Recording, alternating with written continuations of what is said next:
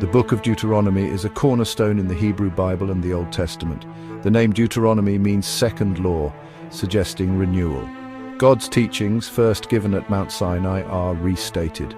Deuteronomy is presented as Moses' final words to the Israelites. They stand on the edge of the promised land, Canaan. Moses, their leader for 40 years, will not enter with them. His words carry immense weight and urgency for the future. The primary purpose of Deuteronomy is to remind the Israelites of their covenant with God. Moses urges the people to remain faithful. Obedience to God's laws will bring blessings and life. Disobedience will lead to curses and hardship. This theme of choice and consequence runs through the book. These laws were fundamental to shaping their identity. They provided a blueprint for their social structure. Deuteronomy sought to create a holy people, distinct and dedicated to their God. The laws covered worship, justice, and community life. They aimed to build a society rooted in divine instruction. Deuteronomy chapter 25 presents various laws addressing justice in legal disputes. For instance, the number of lashes in a flogging is limited to preserve dignity. The chapter includes rules about protecting the vulnerable. These regulations aim to maintain order and compassion. One notable law is the law of levirate marriage. If a man died childless, his brother was to marry the widow to provide an heir. Another law demands fair weights and measures in trade. Honesty in business was considered a divine command. Deuteronomy chapter 26 shifts focus to worship and gratitude. It details rituals for offering first fruits and tithes. When presenting first fruits, Israelites recited their history, recalling God's deliverance from Egypt. The giving of tithes supported the Levites and the poor. Chapter 27 outlines a significant ceremonial event. The Israelites were instructed to set up large stones with the law of God written on them. They were to build an altar on Mount Ebal. From Mount Ebal, curses were proclaimed for disobedience. From Mount Gerizim, blessings for obedience were implicitly understood. This powerful ritual impressed the covenant's terms upon the people. These practices reinforced shared values and mutual accountability. The laws in Deuteronomy share features with other legal codes of the ancient Near East. For example, the Code of Hammurabi from Babylon also details laws on property rights, family law, and personal injury.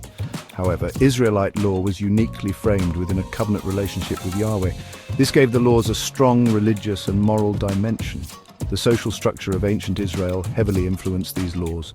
It was primarily an agrarian society with people living in tribes and extended family units. Many laws reflect the concerns of this way of life. For instance, laws about land ownership and harvesting were crucial. The emphasis on community helped maintain social cohesion. The religious context is perhaps the most important. For the Israelites, these laws were divine commands from God. This belief set Israelite law apart from its neighbors.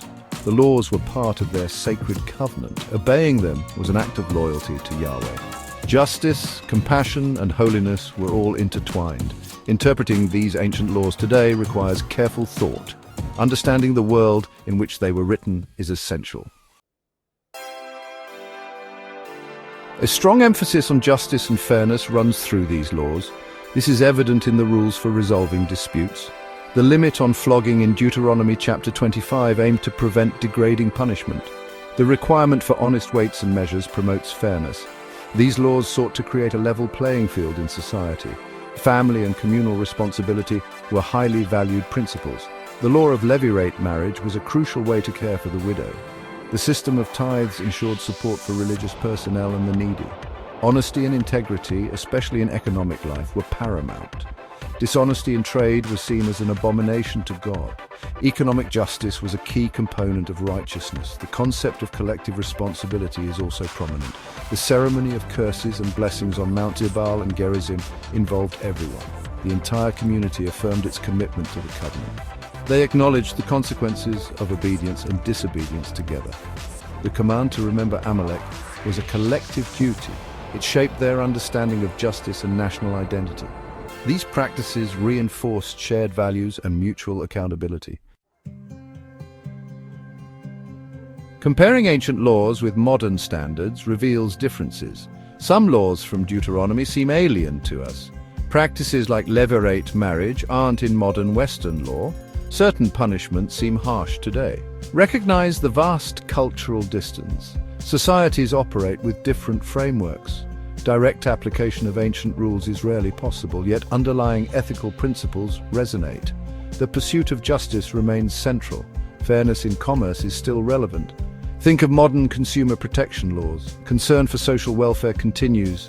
Societies still grapple with supporting those in need. Accountability, both individual and communal, endures. Ancient texts explored fundamental human concerns. Modern societies strive for similar ethical goals. The methods change, but aspirations for justice persist. These themes echo from the ancient world into our own.